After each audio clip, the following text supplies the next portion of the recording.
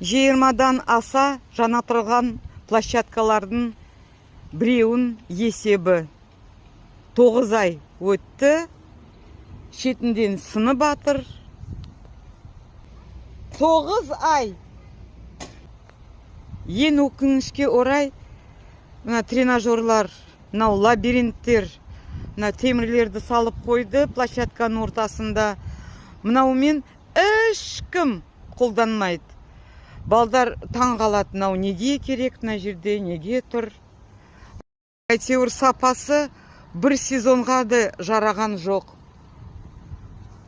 Менің қуанғаным, мынау кесіп кеттілер мына акацияны. Жаңадан өсіп батыр. Табиғат деген сол.